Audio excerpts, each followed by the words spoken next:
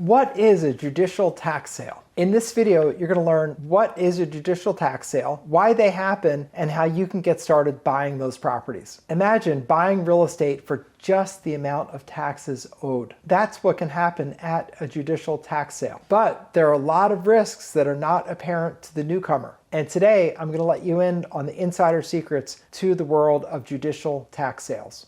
Did you know that properties that are sold at judicial tax sales come free and clear of mortgages, liens, and even IRS liens? Discover how that can be a game changer for the savvy investor. Buying properties at judicial tax sales can lead you to great deals on great properties, or if you don't know what you're doing, can lead you to absolute financial ruin. So stay on to the end where I'll show you where the hazards are.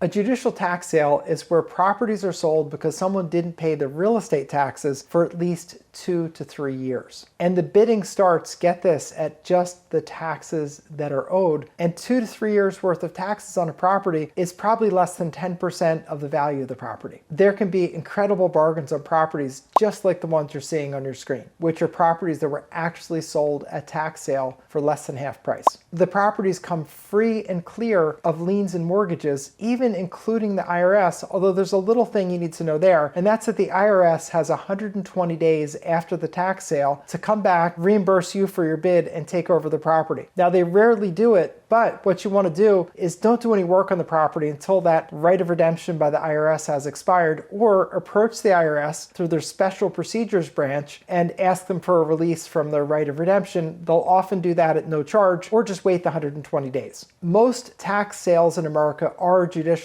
The exception to that are the upset price sales, which take place in Pennsylvania. Those are the sales that are the third week in September in Pennsylvania. Those come subject to liens and mortgages, but the rest of them, all across the country, those come free and clear of mortgages and other liens. Properties go up for tax sale often because the owner died and they either don't have any heirs or the heirs don't have any interest in the property, so they just let it go for taxes. It can also be that just someone has fallen on hard times and they simply can't afford to pay their taxes. There are thousands of properties sold every week at judicial tax sales. Here are a few lists of properties actually listed for tax sale. Simple Google searches will get you the tax sale list. Google search such and such county, such and such state, tax sale. So Montgomery County, Pennsylvania tax sale. That will get you the list of tax sales that are coming up and properties that are listed for sale. Pro tip, be sure to check the conditions of sale before you ever attempt to go to that sale. The conditions of sale often require cash at the time of purchase, either by actual money order, cashier's check, or other insured form of payment, or ACH where you're paying it electronically, but at the time of the sale. Almost always they require either payment same day or as soon as you buy that property. It's one thing to know.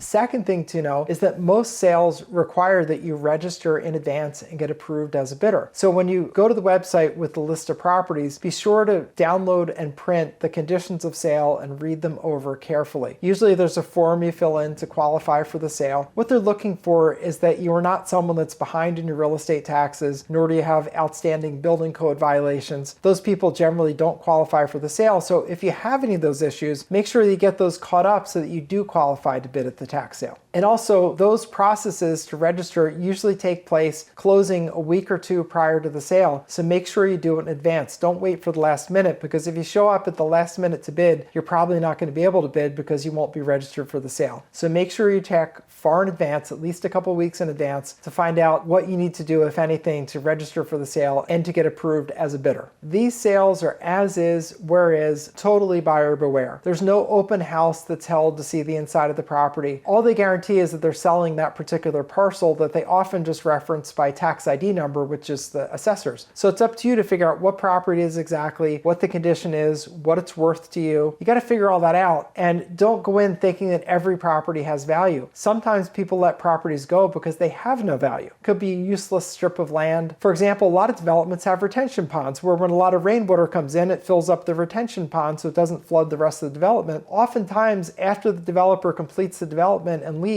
nobody pays the taxes on that particular parcel of land because it doesn't have any use. You can't build on it. It's not good for anything. So sometimes the taxes will go unpaid. You do not want to be the man or woman that buys that at tax sale because it's not worth anything. And also you'll have properties that are just from a surveyor's mistake. They subdivide some land, the surveyor doesn't completely join two lots together, so there's a little strip of land. That land has no use to you. You don't want that, and that will eventually go up for tax sale. So don't be the buyer of that property, because if you end up being the buyer, that's not a property with value, so you don't want it. So you do have to be careful, because they're not telling you anything about the condition. They're not telling you it's a useful piece of property. They're just telling you which property is being sold, and you're free to bid on it starting at the amount of past due taxes. So the good side is you can get some incredible deals. I bought properties for less than 10 cents on the dollar at those auctions. But on the other side, you have to do a lot of due diligence and really check things out thoroughly before you bid. The judicial tax sale can also be a great source for motivated buyers, where you do something called a pre-foreclosure deal. Now what that means is you strike a deal with the property owner before the sale, and you buy the property before the sale. Now why would you want to do that? Because first of all, you can get traditional mortgage financing for deals like that, meaning you can take out a regular mortgage, use that to buy the property, and preserve your cash. The properties you buy at the judicial tax sale are not financeable through conventional mortgage financing, because they don't have a regular settlement, they don't have an advance agreement of sale, payment is due as soon as you buy the property, and they often have title problems that have to be resolved, so mortgage companies can't finance them for you. So it is a cash-only business, which the good side of that is it leads the prices to be lower. The bad side is it's cash-only, so it can limit you. So if you're starting out, a good thing to think about is maybe you want to talk to owners who are facing the tax foreclosure auction, and maybe they'll want to sell, and then it's more of a traditional deal where you can get a traditional mortgage, you can get title insurance, much simpler deal. The deals aren't going to be as good. You're not going to get that property for 10 cents on the dollar, but you still may get a property at a great price,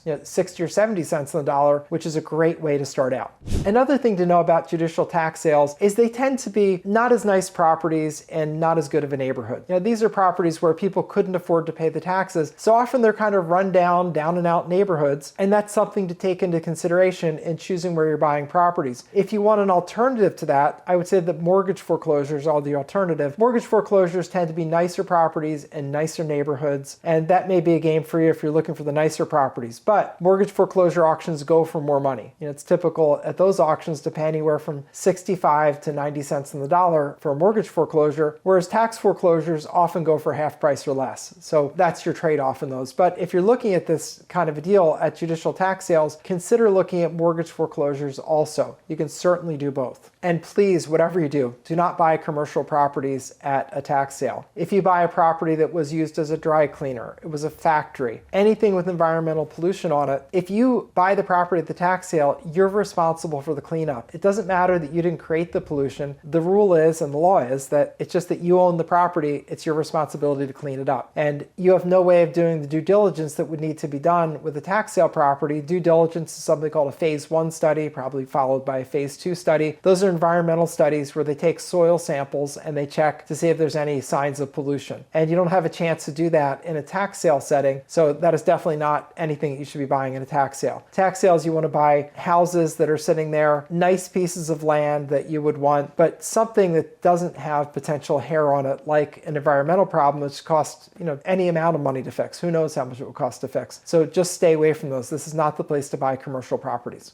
Also with tax sales, understand you see a big list when you start out. Understand that as the tax sale gets closer, people are going to pay down those properties, meaning they're going to pay off the taxes. So they're going to enter into payment arrangements, they're going to file bankruptcies, they're going to pay taxes. So a list that starts out with 100 properties, probably by the time you're getting to the auction has 20 or 30 properties available. So it means you have to check out a lot of properties in order to get some at the sale, which means also that you want to do a lot of your due diligence and your checking at the end when the sale is close. So for example, when I go to tax sales, when I first get the list, I'm looking at the properties on Google Street View just to see if it's a property I would want at all. Cross off the ones that are useless pieces of land, or for some reason I want them, maybe they're a commercial property. I reduce the list, and then about a week before the sale, I get the list again, and the county will indicate which properties have been taken off the list, and then I look at those remaining properties and I say, okay, so now we went from 100 properties to 50 properties. Let me start looking more in depth with these. I then cross off any ones I don't want, and then I start driving around to look at the properties, because Google Street View gives you a view on the property whenever they took the picture, and if you look on Google Street View, it tells when they took the picture, but but you need to know right now, what's that property look like? Did it burn down? What's happening with it? So you're going to go out, and typically you're going to drive those properties in the 3 or 4 days leading up to the sale. You're going to see all the ones you're interested in bidding on, look at them from the street, evaluate what you can, look to see if it has any signs of water damage, like holes in the roof or blue tarps up on the roof. Look if it has any sign for a fire, like you see,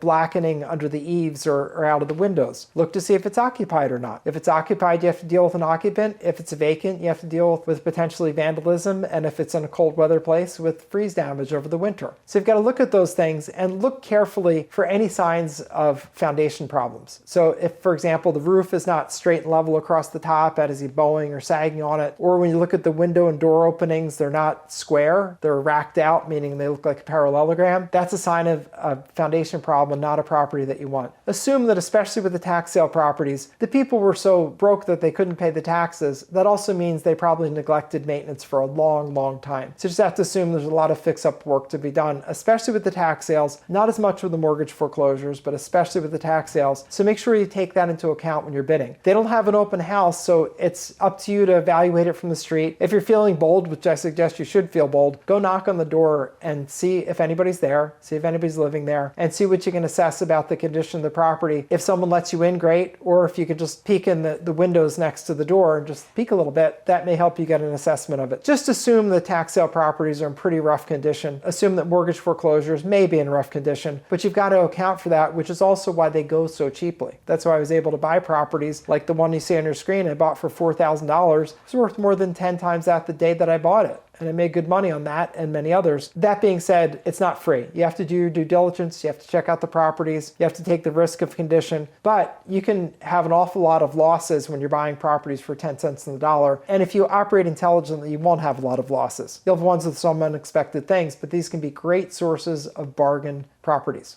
Now, I have a good friend who's a world-class expert in buying properties at tax sales. He's been doing that since the 1990s. He teaches the business. He does the business. I really like him. I sat down recently and we sort of talked shop. I talked about overages and he talked about tax sales. It's a great way for you to dive deeper into this, and he does teach the business. So if after watching that interview you want to learn more about tax sales, he's a great guy to learn from. So happy to introduce you to him. Just click on the video link, and that's the one you should watch next so you can learn more about this, go deeper into this, and see this may be exactly what you're looking for. It's a great place to acquire properties very inexpensively for as cheaply as a couple of years worth of taxes. So it's cheaper than any other way, but it has its hazards. So I want you to learn from the best. So click on that video and I'll see you over there.